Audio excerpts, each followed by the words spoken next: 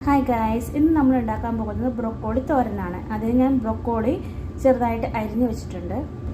ആ ബ്രോക്കോളിലോട്ട് നമ്മൾ 2-3 അല്ലി കറിവേപ്പില, 2 പച്ചമുളക് അരിഞ്ഞത്, ഒരു ചെറിയ സവാള കുരുകുരാന്ന് അരിഞ്ഞത്.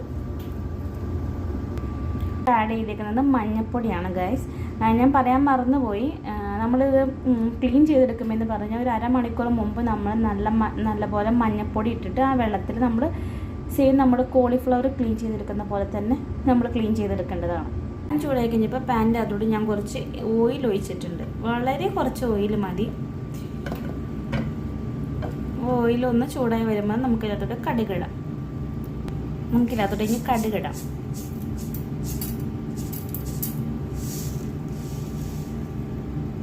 നമ്മുടെ കടുക് അങ്ങനെ പൊട്ടി വരുന്നുണ്ട്. നമുക്ക് ഇതിനകത്തോട്ട് നമ്മുടെ ബ്രോക്കോളി ഇടാം.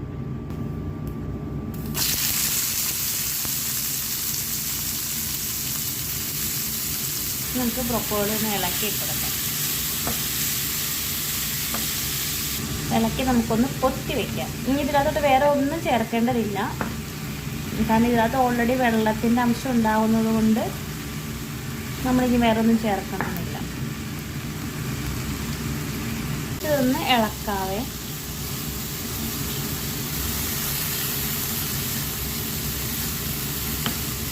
നിങ്ങൾക്ക് വീഡിയോയിൽ ഇതിൻ്റെ കളർ എത്രത്തോളം കാണാൻ പറ്റുമെന്ന് എനിക്കറിയാം. നല്ല ഗ്രീനിഷ് കളറായിട്ടുള്ള സാധനമാണിത്. അപ്പോൾ അതിൻ്റെ കളറൊന്നും അധികം ചേഞ്ച് ആവത്തില്ല. നമുക്ക് അധികം ഇത് നമ്മുടെ ബ്രോക്കോളി തോരൻ ഇവിടെ ഏകദേശം റെഡി ആയിട്ടുണ്ട്. നമുക്കിനി ഗ്യാസ് ഓഫ് ചെയ്യാം. നമ്മുടെ ആവി വറുക്കുന്ന ബ്രോക്കോളി തോരൻ റെഡി ആയിട്ടുണ്ട്. അപ്പോൾ എല്ലാവരും ട്രൈ ചെയ്ത് നോക്കാം. എൻ്റെ ചാനൽ സബ്സ്ക്രൈബ് ചെയ്തിട്ടില്ലെങ്കിൽ സബ്സ്ക്രൈബ് ചെയ്യുക, ലൈക്ക് അടിക്കുക, കമൻറ്റ് ചെയ്യുക.